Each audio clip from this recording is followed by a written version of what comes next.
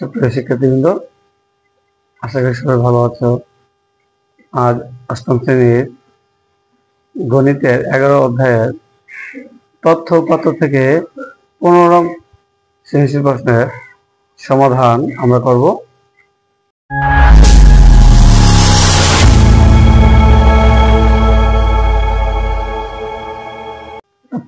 প্রশ্নের সৃজনশীলটা হচ্ছে, অষ্টম শ্রেণীর 30 জন শিক্ষার্থীর ইংরেজি বিষয়ে প্রাপ্ত নম্বর হলো 45, 42, 60, 61, 58, 53, 48, 52, 51, 52, 57, 63, 49, 56, 48, 67, 63, 70, 59, 54, 46, 43, 56, 59, 43, 68, 52। তাহলে ক, শ্রেণী ব্যবধান 5 ধরে শ্রেণীর সংখ্যা কত? খ, শ্রেণী ব্যবধান 5 ধরে গণসংখ্যা নির্বিশেষে সারণী তৈরি করো। গ, সারণী থেকে গড় নির্ণয় করো। চলে এবার আমরা সমাধান করি। ক, শ্রেণী ব্যবধান 5 ধরে শ্রেণী সংখ্যা কত? প্রথম আমরা দেখব এই যে উপাত্তগুলোর সবচেয়ে বড় সংখ্যা, বৃহত্তম সংখ্যা কে। এখানে দেখলাম সবচেয়ে বৃহত্তম সংখ্যা 73 দেখব, এবং এই উপাত্তগুলোর মধ্যে সবচেয়ে ক্ষুদ্রতম সংখ্যা হচ্ছে যে 42 সে লিখব। তাহলে পরিসর, উপাত্তের পরিসর কি? বৃহত্তম সংখ্যা বিয়োগ ক্ষুদ্রতম সংখ্যা যোগ 1। তাহলে আমরা বৃহত্তম সংখ্যা বিয়োগ ক্ষুদ্রতম সংখ্যা বিয়োগ করে 31 যোগ 1 ইকুয়াল 32। তাহলে শ্রেণীবৃত্তি 5 ধরে শ্রেণী সংখ্যা। শ্রেণী সংখ্যার সূত্র কি? পরিসর ভাগ শ্রেণীবৃত্তি। তো পরিসরকে শ্রেণীবৃত্তিতে ভাগ করে আমরা পেলাম 6.4। 6.4 বলতে যেহেতু শ্রেণী সংখ্যা ভগ্নাংশ হতে পারে না, তাহলে 6 পরের সংখ্যাটা নেব 7টি। অতএব নির্ণয় শ্রেণী সংখ্যা 7টি। তাহলে আসো আমরা ক্ষয়ের প্রশ্ন উত্তর যাই। ক্ষয় বলছে শ্রেণী ব্যবধান 5 ধরে গণসংখ্যা নির্বিশেষে সারণী তৈরি করো। তাহলে আমাদের গণসংখ্যা নির্বিশেষে সারণী, যেহেতু আমরা সর্বনিম্ন সংখ্যা 42 পেয়েছি, তাহলে সেখান থেকে আমি 1 কমে দিয়ে 40-এর শুরু থেকে আমরা লিখি 41 থেকে 45। এই ব্যবধান 5 ধরে 41, 42, 43, 44, 45। তাহলে পরে 46 থেকে 50, 51 থেকে 55, 56 থেকে 60, 61 থেকে 65, 66 থেকে 70, 71 থেকে 75। এই হচ্ছে আমাদের 7টা শ্রেণী। 1, 2, 3, 4, 5, 6, 7টা শ্রেণী। এখন আমরা তালে চিহ্ন দেবো। তালে চিহ্ন কিভাবে দেবো?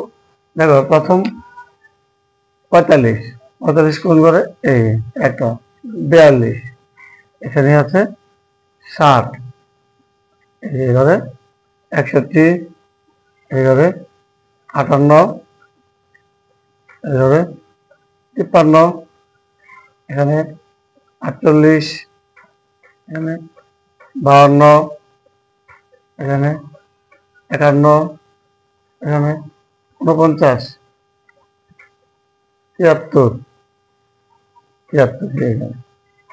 73, এখানে 52, এভাবে 57, এখানে 71,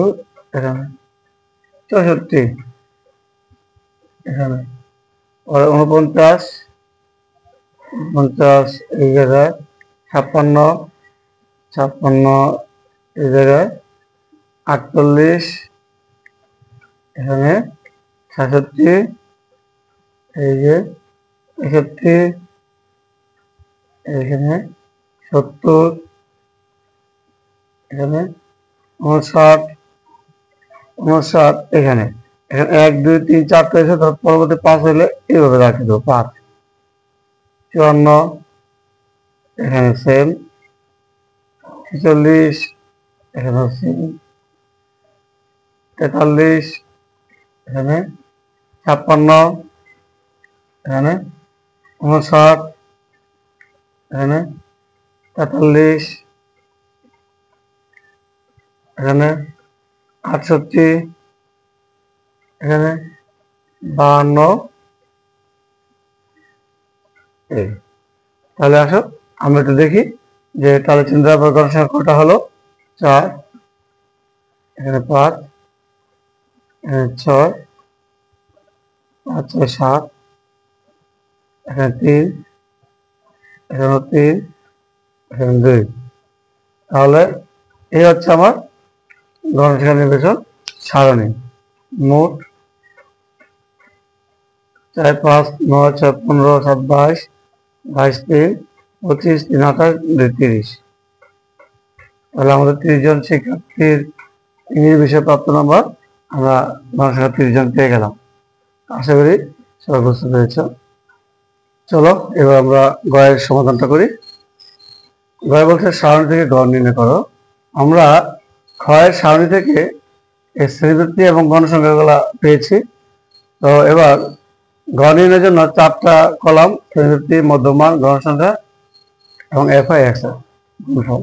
তাহলে শ্রেণীবৃত্তি থেকে মধ্যমানটা কিভাবে নির্ণয় করবো? অর্থাৎ শ্রেণীবৃত্তি থেকে শ্রেণী মধ্যমানটা কিভাবে নির্ণয় করি? এই যে নিম্ন সীমা আছে 41, উচ্চ সীমা আছে 45। নিম্ন সীমা এবং উচ্চ সীমা যোগ করে 2 দিয়ে ভাগ করবো। যেমন 41 যোগ 45 ভাগ 2, 5 1 6 4 4 8, 86 ভাগ 2 অর্থাৎ 43। তাহলে আমরা প্রথম শ্রেণীর মধ্যমান পেয়ে গেলাম 43। পরবর্তীতে আবার 46 থেকে 50 এর মধ্যমান বের করার জন্য প্রথম শ্রেণীর মধ্যমানটা যেভাবে বের করেছি তার সাথে শ্রেণী ব্যবধানটা কত? 41 থেকে 45, 41 42 তাহলে 40 45 5। তাহলে প্রথম শ্রেণীর মধ্যমানের সাথে আমি যদি 5 যোগ করি তাহলে আমরা পেয়ে যাবো দ্বিতীয় শ্রেণীর মধ্যমানটা। যেমন 43 যোগ 5 48, এটা হচ্ছে দ্বিতীয় শ্রেণীর মধ্যমান। এই 48 সাথে 5 যোগ করলে 53। এটা এই তৃতীয় শ্রেণীর মধ্যমান। তার সাথে আরো 5 যোগ করো 58, চতুর্থ শ্রেণীর মধ্যমান। 58 সাথে 5 যোগ করলে 63, এটা এই শ্রেণীর মধ্যমান। তার সাথে 5 যোগ করলে 68, এটা এই শ্রেণীর মধ্যমান। 68 সাথে 5 যোগ করলে 73, এটা এই শ্রেণীর মধ্যমান। তাহলে আমরা মধ্যমান XI পেয়ে গেলাম। এইবার মধ্যমানের সাথে এই গণসংখ্যা গুণ করবো, XI আর FI গুণ করে এখানে বসাবো। 3 4 12, 117,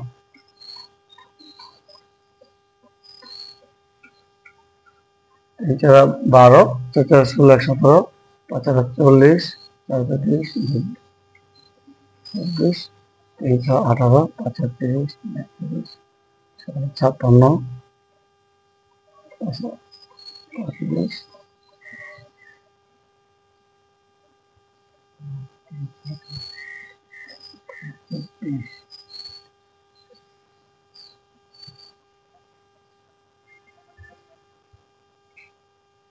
এবার আমরা সামেশন করব। সামেশন FI/XI, এই সমস্ত সংখ্যা যোগ করব। যোগ করে আমরা পাবো 1675। 1675। এখন আমরা গড় নির্ণয় করবো। তাহলে গড়ের সূত্র কি? গড় x bar equal to summation FI/XI divided n। তাহলে সামেশন FI/XI হচ্ছে 1675 আর n হচ্ছে মোট গণসংখ্যা 30। আমরা 1675কে 30 দিয়ে ভাগ দেব।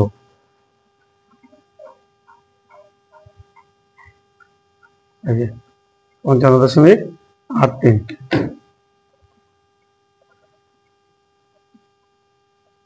55.83।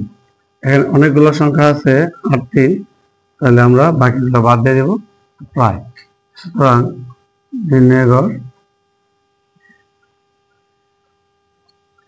55.83।